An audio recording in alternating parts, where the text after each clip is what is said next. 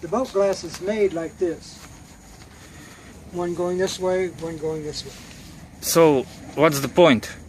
Well, it's very heavy and it's hard to get it to come around to the contour and stay there till it sets. And so what I should do? What is really good is this biaxial glass. You can see here that these fibers are going this way. Yeah. And these fibers are 45 degrees to this. Yeah. So that when you're laying it up, you lay one piece this way, and the next layer you change 45 degrees. Okay. So that you have glass orientated all different ways. It's called isotropic layout. Okay. When you have fibers going all the directions of the compass. I see. That's the strongest that you can make. Uh-huh. Sometimes it... But so tomorrow I will buy me this material. I buy it from Karen here. It's pretty cheap. Yeah? And this wets better. It's easier to get it wet. It's easier when you're doing it by yourself. What, doing by myself? It gets it, it wets out better, where the boat glass is hard to wet out. And so, you use okay, more resin Thomas, I will use this material for everything what I have to do. Yeah. Okay. You can, so, when you get to the finish, then you'll put the last layers, you mean? The last layer you'll put this on. This is called a finish cloth. Okay. This gets the surface a lot smoother and tighter, so that you don't have to use so much filler before it's ready for paint. So, and what about liquid? So I use the simple to put the liquid. I mix the liquid. I mix the plastic. Yeah. And I use the, how do you call it? The squeegee. Squeegee. Okay. The for squeegee or the rollers. Huh? Do you have the roller? I think so. If not, I will buy.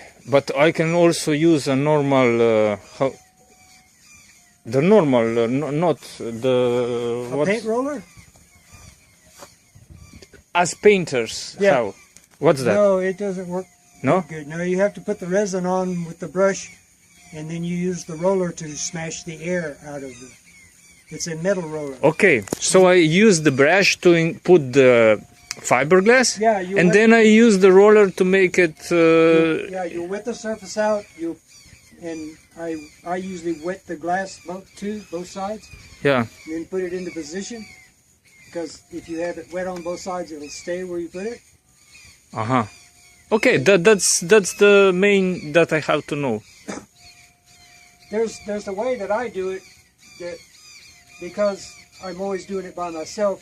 And there's a way to do it which makes it's a little more time and a little more expense, but you don't ever screw up.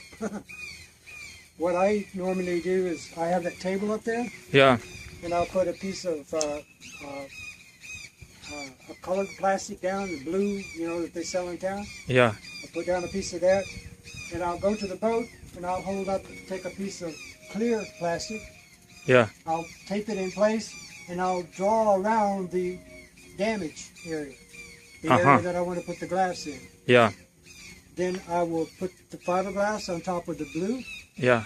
And wet it, get it wet with resin. Yeah. Then I'll put the clear piece on top, and then you can roll it, and it won't get all over you. It doesn't get all over the roller. Okay. And roll it, and you can see that all of the glass is wet. Then, when you're doing it up here, if you can't tell where the wet is. As first you make wet the glass on the table, and then you go on the boat. Yeah, and that way you roll it out and you get the resin distributed evenly through the glass. Yeah. It gives it the most strength. Yeah, I was thinking, correct me or say if it's a wrong idea. I was thinking to go.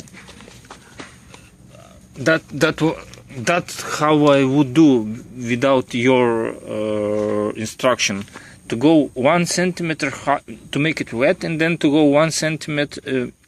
As first, take a glass and measure 1 centimeter here all around, and then go with glass to the other side, and also 1 centimeter, and that would be my piece of glass.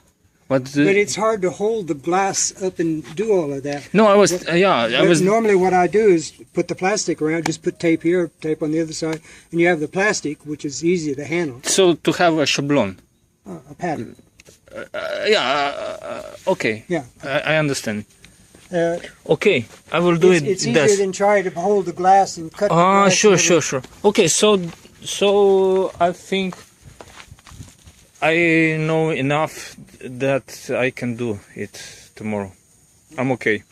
And is there anything else about this, about fiberglass? Like put your small piece in and then build this way, and then put one piece over all of it. On the end.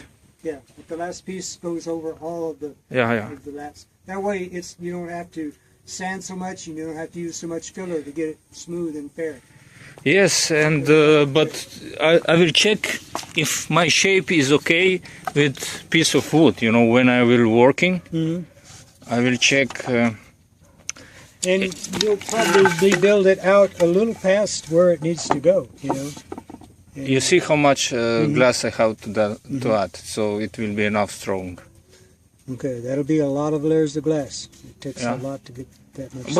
But for me, it's better if it is more. I still can grind. I mean, okay. Now it is what it is. Or maybe I could add also some. Never mind. So that's all. I think what I have to know about it. I will grind this a little because it was not. The reason I told you the two colors is so when you've got it, you have it all rolled out, and then you can cut around the patch in the plastic. You know? Yeah. So there's no resin everywhere, and then you when you're doing that, you can turn it over and stuff, and you can get confused, go which way did it go? So I always know the blue is to the boat side. So when I get ready to put it up here, I'll pull the blue off. Okay. And the clear on the other side holds all the glass together. Yeah. And then I just lay it up here with the plastic still on it, and roll it all out, and then peel the plastic off. Okay. You can even let it cure with the plastic on, but you'll have to grind it before you put the next layer on. Yeah. Thank you, Thomas.